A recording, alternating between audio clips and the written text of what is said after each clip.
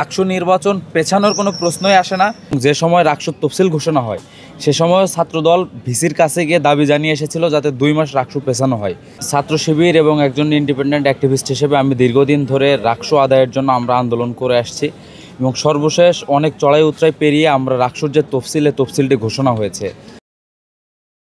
আপনারা দেখতে পেয়েছেন যে দীর্ঘদিন থেকে এবং শুরু থেকে একটা মহল রাকসুকে করার উদ্দেশ্যে বারবার রাকসু পেছানোর কথা বলছিল এবং যে সময় রাকসুর তফসিল ঘোষণা হয় সে সময় ছাত্রদল ভিসির কাছে গিয়ে দাবি জানিয়ে এসেছিল যাতে 2 মাস রাকসু পেছানো হয়। দেখেন এখন যে ন্যারেটিভটি দাঁড় করানোর চেষ্টা করা হচ্ছে যে শিক্ষার্থীরা ক্যাম্পাসে নেই। দেখেন ক্যাম্পাসে এই রাকসুকে সামনে রেখে রাকসুকে করার জন্য একটা মীমাংসিত ইস্যু পোষ্যকোটা এটাকে নিয়ে হাজির করা হয়েছিল। তো শিক্ষার্থীরা যখন এই ষড়যন্ত্রকে বৃদ্ধাঙ্গুলি দেখিয়েছে তখন আসলে এইটারই একটা সাব কালচার করা হচ্ছে এবং নতুন ন্যারেটিভ দাঁড় করানো হচ্ছে যে শিক্ষার্থীরা বাসায় চলে গেছে। দেখেন আমি মাত্র মতিহার হল থেকে আসলাম, সকাল থেকে আমরা ম্যাচগুলোতে জনসংযোগ চালাচ্ছি। ক্লাস না থাকায় পরিবহন বা ক্যাম্পাসের অভ্যন্তরে হয়তো বা শিক্ষার্থীদের বিচরণ কম, কিন্তু আমরা ম্যাচগুলোতে দেখে আসলাম শিক্ষার্থীরা এখনও রাজশাহীতে অবস্থান করতেছে ভোট দেওয়ার জন্য। আমি হলে গেছিলাম, আমাদের বেশ কয়েকটা টিম বিভিন্ন হলে এখনও আছে। আমি মাত্র মতিহার হল থেকে আসলাম, সেখানে শিক্ষার্থীরা আছে এবং শিক্ষার্থীরা অবস্থান করছে শুধুমাত্র রাকসুতে ভোট দেওয়ার জন্য। আপনি দেখে থাকবেন যে সকল প্যানেল বা শিক্ষার্থী তাদের ডাকসু এবং জাকসুতে তাদের ফলাফল দেখেন, যারা শিক্ষার্থীদের কাছে যায় না,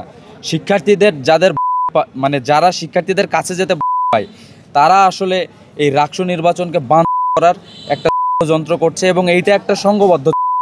আপনি দেখবেন যে হচ্ছে শিক্ষক কর্মচারীদের মধ্য থেকে একটা অংশ এবং এখানে যারা হচ্ছে প্রার্থী রয়েছেন তাদের মধ্য থেকে একটা অংশ এবং ছাত্রদল যারা আসলে শিক্ষার্থীদের এবং শিক্ষার্থীদের ম্যান্ডেট নাই, যারা আসলে শিক্ষার্থীদের কাছেই যায়নি, তারা রাকসু নির্বাচনটাকে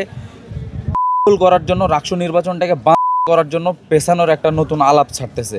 অথচ শিক্ষার্থীরা ভোট দেওয়ার জন্য অধীর আগ্রহে হলগুলোতে অবস্থান করতেছে এবং ম্যাচগুলোতে অবস্থান করতেছে। এবং আমাদের সাথে কথা হয়েছে যাদের বাসা আশেপাশে, যেমন হচ্ছে নাটোর বা হচ্ছে চাঁপাইনবাবগঞ্জ, আশেপাশে যাদের বাসা নওগাঁ, 2-1 ঘন্টার মধ্যে ক্যাম্পাসে আসা যায়, তাদের সাথেও আমরা কথা বলেছি যে তারা নির্বাচনের জন্য অধীর আগ্রহে অপেক্ষা করছে এবং নির্বাচনের দিন এবং নির্বাচনের আগের দিন তারা ক্যাম্পাসে চলে আসবে।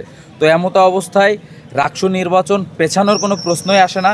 শিক্ষার্থীরা 35 বছর পর ভোট দেওয়ার জন্য খুবই উচ্ছ্বসিত এবং উৎফুল্ল। রাকসু নির্বাচন পিছিয়ে মূলত রাকসু নির্বাচন করার যারা চেষ্টা করছে তাদের বিরুদ্ধে আমাদের অবস্থান।